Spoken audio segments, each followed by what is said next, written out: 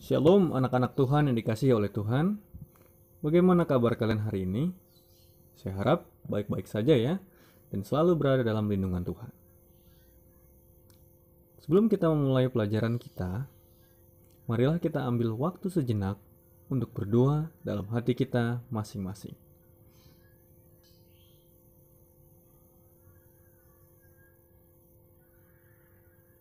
Amin. Baik, pelajaran agama untuk bab yang pertama berjudul Demokrasi dan Hak Asasi Manusia. Dan ayat inti yang akan kita pelajari yaitu Mazmur 133 dan 1 Raja-Raja 21 ayat 1 sampai 16. Pembahasan mengenai demokrasi dan hak asasi manusia adalah topik yang sangat penting karena HAM adalah hak yang paling mendasar yang diberikan Tuhan bagi manusia. Misalnya, hak untuk hidup dan dihargai sebagai makhluk mulia ciptaan Tuhan. Sayangnya, dalam kenyataan ini terjadi banyak pelanggaran terhadap hak asasi manusia. Sedangkan demokrasi adalah model pemerintahan yang menempatkan rakyat sebagai unsur terpenting. Karena suara rakyat didengarkan dan dijadikan acuan dalam mengambil keputusan.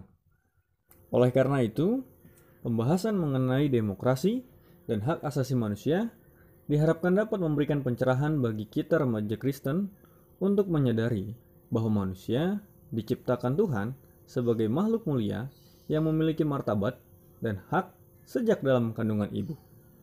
Pada sisi lain, pembahasan ini sekaligus memotivasi kamu untuk mampu membela asasi manusia, diri sendiri, maupun hak orang lain, serta bertindak proaktif. Artinya kamu akan bertindak nyata dalam memperjuangkan demokrasi dan hak asasi manusia. Pembahasan mengenai demokrasi dan hak asasi manusia tidak dimaksudkan untuk mengambil alih mata pelajaran PPKN, tetapi justru memperkuat pembahasan demokrasi dan HAM dalam mata pelajaran tersebut. Namun, apa yang akan kita pelajari lebih berfokus pada sudut pandang ajaran iman Kristen. Hal ini penting agar kita menyadari bahwa kita dipanggil untuk turut serta mewujudkan demokrasi dan HAM sebagai orang yang telah diselamatkan oleh Yesus Kristus. Pembahasan topik ini akan dilakukan secara berseri. Pertama, membahas mengenai pengertian demokrasi dan HAM di Indonesia secara sederhana. Berikutnya, akan dibahas secara rinci bagaimana menjalani demokrasi dan HAM di Indonesia serta dampaknya bagi bangsa Indonesia dan umat Kristen di Indonesia. Dan yang terakhir, mengenai sikap gereja terhadap demokrasi dan hak asasi manusia. Pembahasan mengenai demokrasi dan hak asasi manusia dalam perspektif Alkitab dengan sikap gereja terhadap demokrasi dan hak asasi manusia dipisahkan supaya kamu dapat belajar secara mendalam mengenai prinsip-prinsip Alkitabiah mengenai demokrasi dan hak asasi manusia. Kemudian, sikap gereja terhadap demokrasi dan HAM di mana akan dibahas mengenai bagaimana gereja memakai prinsip Alkitabiah dalam menyikapi demokrasi dan HAM. Sekilas, kita melihat nampaknya pembahasan tentang demokrasi dan HAM lebih cocok ditempatkan di mata pelajaran pendidikan kewarganegaraan. Namun demikian, topik ini sengaja dibahas untuk siswa kelas 12. Tahun ini adalah tahun terakhir bagimu untuk duduk di bangku SMA. Oleh karena itu, cobalah ingat-ingat kembali apa yang telah kamu pelajari sejauh ini tentang bagaimana seharusnya murid Kristus bertindak dalam kehidupan sehari-hari. Masyarakat dunia akan mengalami perubahan nasib menjadi lebih baik jika saja demokrasi dan HAM diterapkan secara sungguh-sungguh dalam kehidupan. Nilai-nilai dalam demokrasi ternyata selaras dalam pembahasan bahwa manusia sungguh berharga di mata Tuhan dan semua manusia adalah sama. Tidak boleh ada yang menyatakan dirinya lebih berharga dari manusia lain dan berperilaku menindas manusia lainnya. Andai kata manusia sungguh-sungguh mengasihi Allah dan sesama manusia lainnya, maka kehidupan di dunia ini akan menjadi jauh lebih baik dan menghadirkan kesejahteraan bagi semua manusia. Baik, Sekarang kita akan mempelajari pengertian demokrasi dan HAM. Hak asasi manusia atau biasa disingkat HAM merupakan hak yang dimiliki oleh setiap orang sebagai manusia, makhluk ciptaan Tuhan. Hak yang paling mendasar adalah hak untuk hidup.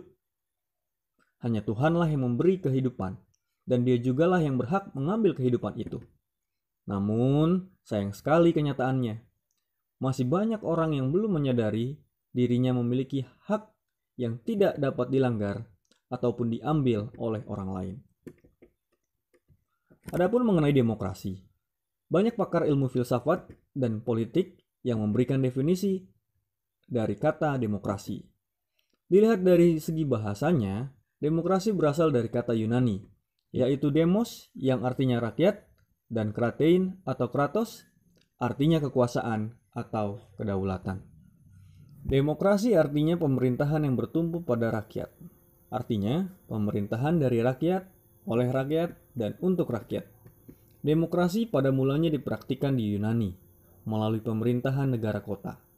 Dalam perkembangannya, kemudian, ide dasar dari demokrasi diadopsi oleh berbagai negara modern di dunia.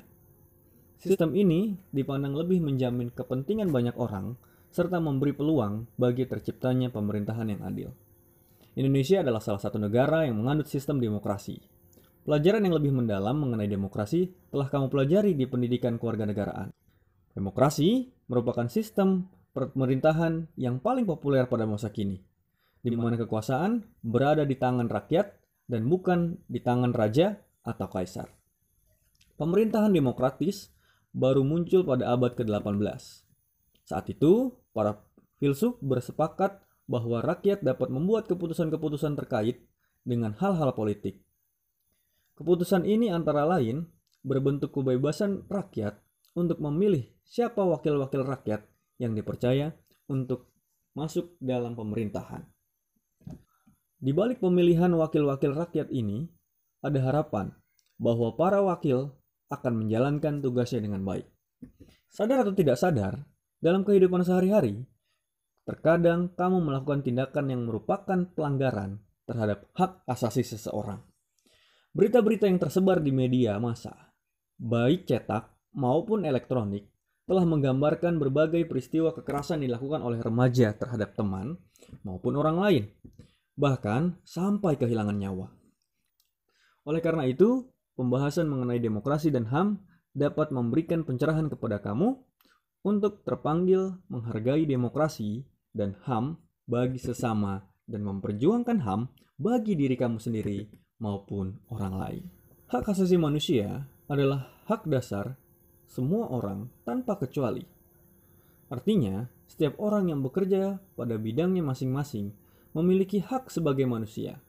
Seringkali orang lupa bahwa aparat hukum seperti polisi dan tentara juga memiliki hak yang sama sebagai manusia. Kamu dapat membaca di koran, menonton di televisi, maupun menyaksikan sendiri mahasiswa atau masyarakat lainnya melakukan demonstrasi dengan menggunakan cara kekerasan. Misalnya, membakar ban, melempari aparat kepolisian dengan batu, dan tindakan lainnya. Jika mahasiswa memiliki hak, maka aparat kepolisian dan tentara juga memiliki hak sebagai manusia. Membakar ban, memprovokasi aparat, dan melempari mereka dengan batu, ataupun tindakan kekerasan lainnya, telah melanggar hak mereka sebagai manusia. Memang tidak dapat diingkari bahwa sering sekali aparat menggunakan kekerasan dalam menghadapi demonstrasi mahasiswa. Sebagai manusia, mungkin mereka lelah dan putus asa menghadapi mahasiswa yang berbondong-bondong berdemonstrasi dan melewati garis batas yang telah ditentukan. Akhirnya, mereka pun menggunakan cara kekerasan untuk membendung demonstrasi. Akan tetapi, para pendemo tidak boleh memprovokasi aparat dan melanggar hak mereka. Setiap orang dapat menyampaikan sikapnya melalui demonstrasi yang tertib dan damai tanpa harus memprovokasi dan melakukan kekerasan. Baik, berikutnya kita akan belajar memahami demokrasi dan hak asasi manusia dalam Alkitab.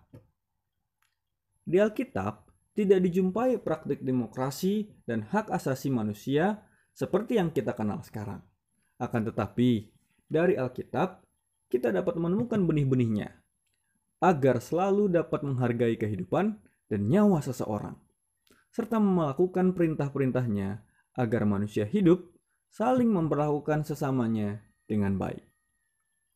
Sebagai contoh, Mazmur 133 berbicara tentang suatu masyarakat yang hidup rukun bagai saudara.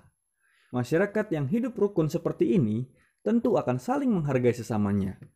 Mereka tidak akan saling menekan, menindas, memeras, apalagi menganiaya. Menurut pemazmur, masyarakat seperti itu akan tampak indah. Ya, sudah tentu, karena masyarakat seperti itu tidak akan banyak mengalami konflik. Konflik atau perbedaan pendapat akan mereka selesaikan dengan baik. Hal yang lebih penting lagi, kepada masyarakat seperti itulah Tuhan akan melimpahkan berkat-Nya. Mengapa kita harus saling menghargai? Karena Tuhan sendirilah yang menciptakan manusia menurut gambar-Nya. Sebagaimana tertulis dalam kitab Kejadian 1 ayat 26, kesegambaran itu menunjukkan bahwa manusia adalah makhluk yang memiliki hak dan martabat. Hal itu tidak dapat dirampas oleh siapapun, atas alasan apapun. Semua manusia sama di mata Tuhan. Manusia tidak hanya diciptakan sebagai makhluk individu, melainkan juga sebagai makhluk sosial.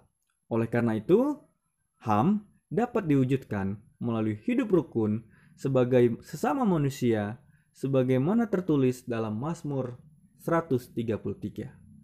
Nah, jika Mazmur 133 berbicara tentang masyarakat yang hidup rukun, maka kitab 1 Raja-Raja pasal 21 bicara tentang bagaimana raja dan istrinya menggunakan kekuasaan untuk menindas dan merampas hak warga negaranya. Itulah kisah dari Raja Ahab dan juga istrinya Batsyeba. Alkitab menyatakan bahwa manusia berasal dari Adam dan Hawa yang diciptakan oleh Tuhan. Itu terdapat dalam Kejadian 1 ayat 26-30 dan memiliki gambar dan rupa Tuhan. Namun, Alkitab juga menegaskan bahwa karena dosa yang dilakukan oleh manusia pertama, Adam dan Hawa, maka seluruh keturunannya, yaitu seluruh umat manusia, dimanapun mereka berada, pada zaman kapanpun mereka hidup, juga berdosa.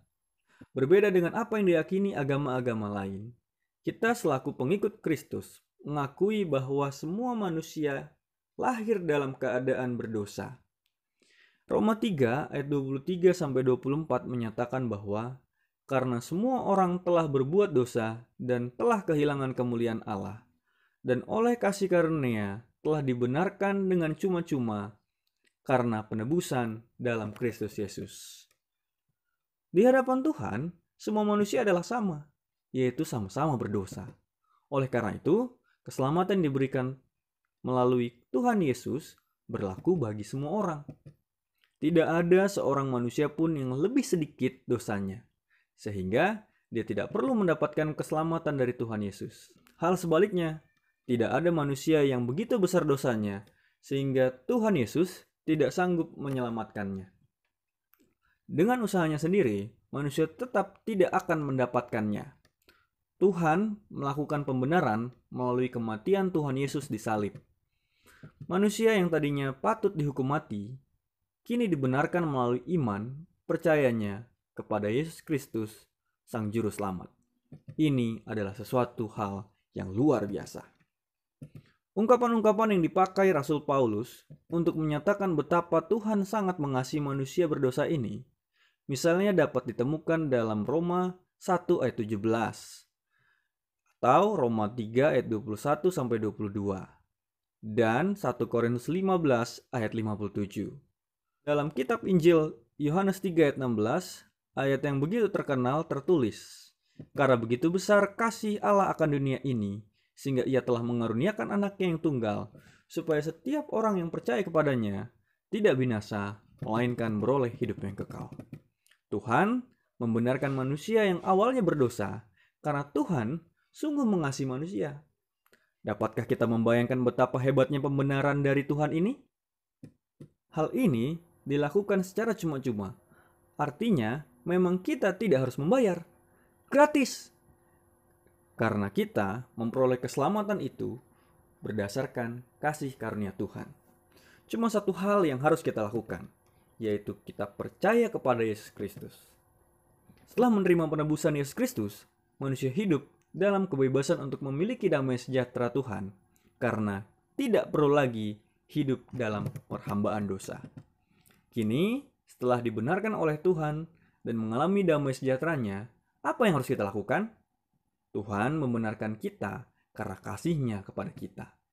Apakah kita menyimpan kasih Tuhan itu untuk diri kita sendiri? Atau kita membagikannya supaya orang lain dapat memiliki pengetahuan yang sama dan mengalami damai sejahtera dari Yesus? Disinilah kita memiliki tugas untuk memelihara kemerdekaan yang sudah kita miliki dalam Kristus.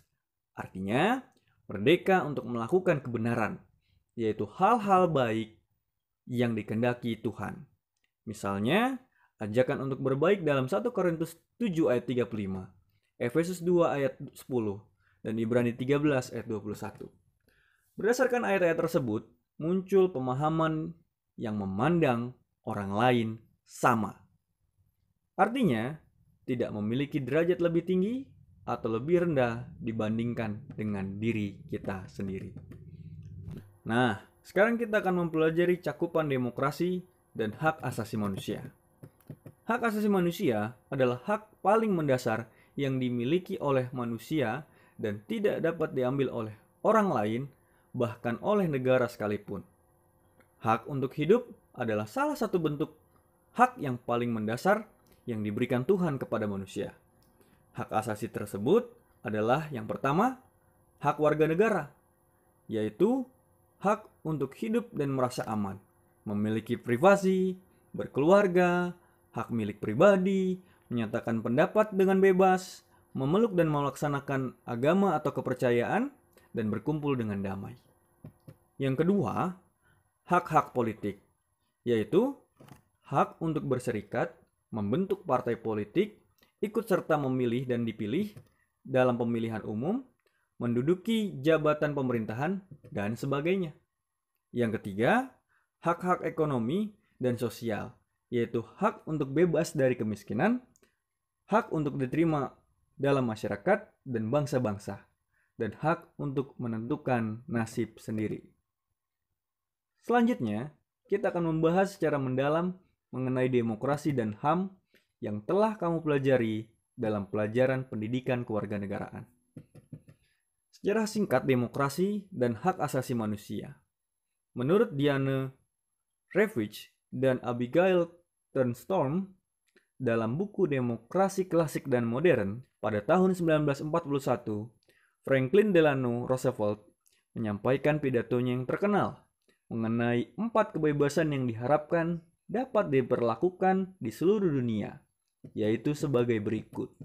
Yang pertama, kebebasan berbicara dan berpendapat dimanapun juga di dunia. Yang kedua, kebebasan kepada setiap orang untuk beribadah kepada Tuhan dengan caranya sendiri dimanapun juga di dunia. Yang kedua, kebebasan kepada setiap orang untuk beribadah kepada Tuhan dengan caranya sendiri dimanapun juga di dunia. Yang ketiga, kebebasan dari kekurangan. Artinya, setiap negara berhak untuk hidup damai dan memberikan kedamaian bagi masyarakatnya, serta kesehatan yang baik. Yang keempat, kebebasan dari rasa takut. Artinya, setiap negara dan masyarakatnya memiliki hak untuk bebas dari serangan dan intimidasi maupun invasi negara lain maupun negara tetangganya. Pada saat pidato tersebut disampaikan, masyarakat dunia berada dalam bayang-bayang kehancuran karena Perang Dunia Kedua. Ada beberapa peristiwa menyedihkan yang terjadi, yaitu saat Perang Dunia Kedua, sangat banyak umat manusia terbunuh serta menghancurkan berbagai tempat di dunia. Misalnya, pembantaian etnik Yahudi oleh Jerman Nazi di bawah pemerintahan Adolf Hitler. Perang Dunia Kedua telah meninggalkan bekas yang pahit bagi sejarah umat manusia, yaitu penghancuran terhadap tatanan masyarakat dan pelanggaran besar-besaran terhadap hak asasi manusia. Belajar dari kepahitan itu, pada tahun 1948, bangsa-bangsa di dunia sepakat untuk melakukan Deklarasi Universal Hak Asasi Manusia, yang dalam bahasa Inggris Universal Declaration of Human Rights. Kesepakatan itu ditandatangani oleh semua negara anggota PBB di New York pada tahun 1948. Nampaknya, pidato Presiden Roosevelt mempengaruhi dan menginspirasi lahirnya Deklarasi Hak Asasi Manusia yang dirancangkan oleh PBB. Nah, sekarang kita akan mempelajari praktek demokrasi dan HAM di Indonesia. Bangsa Indonesia adalah bangsa yang banyak mengalami kepahitan karena kehilangan hak-hak dasar sebagai manusia oleh karena penjajahan selama 3,5 abad. Oleh karena kesadaran akan HAM, maka para pejuang mendirikan organisasi Budi Utomo sebagai organisasi pertama yang bersifat nasional. Mereka memperjuangkan adanya kesadaran untuk berkumpul dan mengeluarkan pendapat sebagai hak yang harus dijalankan oleh setiap orang. Gerakan ini ditentang oleh pemerintahan Belanda yang menjajah Indonesia. Selanjutnya, perjuangan kemerdekaan Indonesia dimotivasi oleh karena kesadaran akan hak-hak manusia. Perjuangan hak-hak manusia di dunia, khususnya di Eropa dan Amerika, turut mempengaruhi para pejuang Indonesia untuk memperjuangkan haknya sebagai manusia, yaitu kebebasan atau kemerdekaan. Panitia Persiapan Kemerdekaan Indonesia yang mempersiapkan UUD Negara RI dan Dasar Negara pun menyusun UUD dan Dasar Negara berdasarkan pemahaman tentang demokrasi dan HAM. Perjuangan kemerdekaan adalah perjuangan demokrasi dan HAM. Oleh karena itu, sesudah kemerdekaan, para pendiri bangsa memasukkan demokrasi dan HAM dalam Pancasila dan UUD 1945. Simak sila-sila dalam Pancasila yang dimulai dengan ketuhanan yang Maha Esa, sampai dengan sila yang kelima, yaitu keadilan sosial bagi seluruh rakyat Indonesia. Semuanya menyeratkan keberpihakan kepada HAM, demikian pula UUD 1945, baik pembukaan maupun pasal demi pasal dalam UUD 1945 memberikan jaminan bagi terpenuhinya hak-hak mendasar bagi rakyat Indonesia, terutama menyangkut demokrasi dan HAM. Walaupun HAM tertuang dalam Pancasila dan UUD 1945, tidak dengan sendirinya rakyat dapat menikmati hak-haknya. Hal itu terjadi karena situasi bangsa dan negara yang masih ada dalam perjuangan untuk mempertahankan negara kesatuan Republik Indonesia, maupun karena penyalahgunaan kekuasaan oleh pemerintah yang berlindung di balik kedok demokrasi. Di bawah pemerintahan Presiden Soeharto, Indonesia memasuki era yang disebut sebagai Orde Baru, yaitu orde yang dipandang berbeda dengan Orde Lama yang dipimpin oleh Presiden Soekarno. Pemerintahan Orde Baru menerapkan sistem pemerintahan demokrasi Pancasila. Hampir seluruh bidang kehidupan berada di bawah kontrol negara. Kontrol terhadap pers sangat ketat. Media pemberitaan yang dipandang merugikan pemerintah, izin terbitnya dicabut. Rakyat tidak bebas menyampaikan aspirasinya. Berbagai penderitaan yang dialami oleh berbagai komponen rakyat selama 30 tahun akhirnya melahirkan suatu gerakan untuk menghancurkan rezim Orde Baru. Gerakan tersebut dipelopori oleh lembaga swadaya masyarakat dan mahasiswa dari seluruh Indonesia. Mereka menduduki gedung DPR atau MPR dan menuntut. Yang pertama, Presiden Soeharto mundur. Yang kedua, pelaksanaan demokrasi dan HAM diterapkan secara total. Menjawab tuntutan tersebut, pada tanggal 28 Mei 1998, Presiden Soeharto mengundurkan diri dari jabatannya. Dengan demikian, menandai era baru yang disebut masa transisi menuju reformasi, beberapa mahasiswa Universitas Trisakti gugur sebagai pahlawan reformasi. Banyak orang yang menyebut masa setelah Orde Baru sebagai era reformasi, karena adanya gerakan reformasi yang berhasil meruntuhkan pemerintahan Orde Baru. Dalam kenyataannya, Hingga kini, bangsa dan negara Indonesia masih terus berjuang untuk mewujudkan hak asasi manusia. Masih banyak hal yang harus diperbaiki dan diubah supaya rakyat memperoleh apa yang merupakan hak-haknya. Sekarang, apakah kamu pernah melakukan tindakan yang dapat dikaitkan dengan melanggar hak atau kebebasan orang lain? Mengapa kamu melakukannya? Ataukah kamu sendiri pernah menjadi korban di mana hak dan kebebasanmu dilanggar? Ceritakan bagaimana hal itu terjadi dan bagaimana cara kamu mengatasinya. Buat dalam bentuk video dan kirimkan ke Google Classroom. Kesimpulan yang bisa kita ambil dari pelajaran kita adalah hak asasi manusia adalah hak yang harus dipenuhi oleh setiap orang sebagai makhluk ciptaan Tuhan. Sebagai remaja Kristen, kamu terpanggil untuk memiliki kesadaran demokrasi dan HAM serta mewujudkannya dalam kehidupan. Perwujudan demokrasi dan HAM bukan hanya sekedar memenuhi tuntutan negara, masyarakat maupun ajaran iman, namun menjadi bagian dari sikap hidup kamu. Mari kita tutup pelajaran ini dengan berdoa. Bapa kami di surga, terima kasih untuk pelajaran yang begitu berharga. Mengarahkan kami, mengajarkan kami untuk menjadi anak-anak Tuhan yang menghidupkan kehidupan, membela hak asasi manusia, dan mempraktekkan demokrasi dalam kehidupan kami sehari-hari. Sehingga apabila ini kami terapkan, maka akan terjadi perdamaian di dunia ini. Bantu kami Tuhan untuk mewujudkannya. Kami berdoa di dalam nama Kristus Yesus, Tuhan dan Juru Selamat kami. Amin.